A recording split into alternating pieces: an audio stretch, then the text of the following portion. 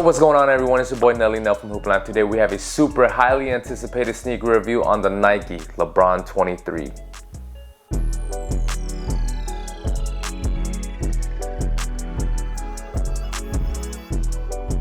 LeBron is heading into his 23rd NBA season, and to be honest with you, I think this one might be his last.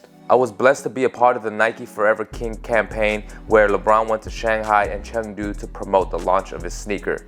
And to celebrate LeBron's 23-year legacy, Nike will be dropping 23 colorways, each with a unique story that will reflect the milestones he's achieved throughout his career. The first initial launch was the Uncharted colorway, and in my hands I have the second release, the Miami Twice colorway. The Miami Twice is presented in the iconic colors of Miami's Ocean Drive, supplemented by a repeating palm tree pattern and Miami Art Deco style. It pays tribute to the Miami Heat seasons that paved the way for LeBron's 2 championships. It has a jeweled reverse Nike swoosh echoing the LeBron 10s that accompanied LeBron to win back-to-back championships. It has a pink outsole with the numbers 23 etched in and a pearlized iridescent finish on the crown containment system, all topped off with LeBron's signature in gold foil on the tongue.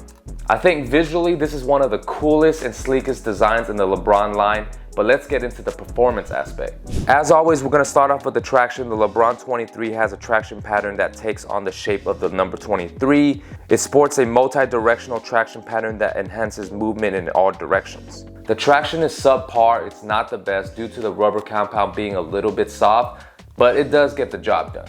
The bite of the grip wasn't fantastic, and it does take time to break in a bit. There were dust issues which could cause slipping on dirtier courts, but on clean courts they do well with some occasionally wiping. Traction 3 out of 5. For materials, it has a lightweight engineered mesh upper and soft interior lining with palm tree graphics to evoke South Beach vibes.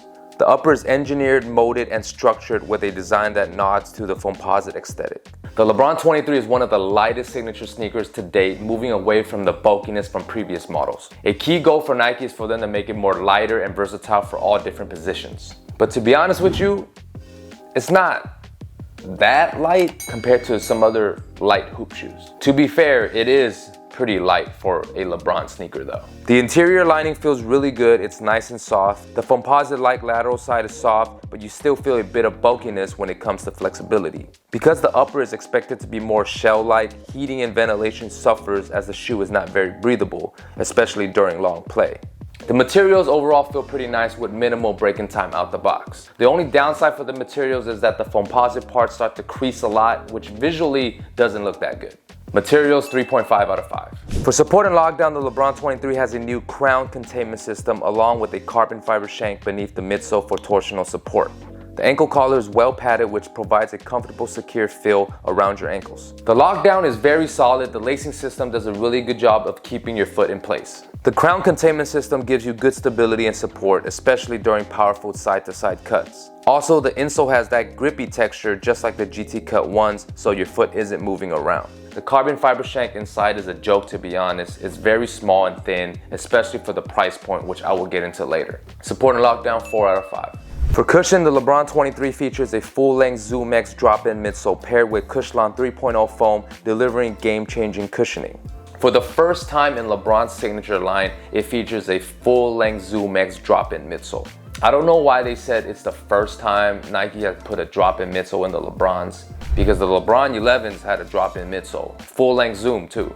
Unless Nike's literally saying it's the first time for a Zoom X drop-in midsole. Shout out to the Bron 11s though, those are one of my favorite Brons to hoop in. As far as the drop-in midsole, it feels like an elevated GT Cut 1. It's soft yet responsive, and it has decent amount of court feel. However, it doesn't feel like there's something super newly advanced, with the cushioning, but it still feels pretty good. It gives an explosive energy return with the soft and bouncy underfoot feeling. However, with soft foam, the cushioning often softens further over time, due to the foam degrading. The real test is to see how long the cushioning can retain the bouncy feeling, over time, let's say in a few months from now. Cushion, 4 out of 5. As far as comfort and size fit goes, the LeBron 23 runs true to size. It's a way better fit compared to last year's model, the 22s. Overall, the shoe to me feels fairly comfortable with the exception of pinching around their ankles. The pinching occurs right here on the top of the last 2 lace loops. It pinched on both of my ankles and it was kind of unbearable, so I had to loosen up the top 2 laces a little bit, and after that the pinching went away. I thought it was going to affect the heel lockdown, due to me loosening up the top 2 laces, but it didn't really do that. Comfort and size fit, 3.5 out of 5. As far as pricing goes, the Nike LeBron 23 retails for $210. Nike raised the prices back up after dropping the price from the LeBron 21s to the 22s. Yes, this is a very expensive sneaker, but the good thing is that LeBrons tend to go on sale a lot. And I think this is a pretty dope sneaker. And for my overall rating, I'm gonna give the LeBron 23s a score of 3.5 out of 5. The traction was solid as there were some slippage.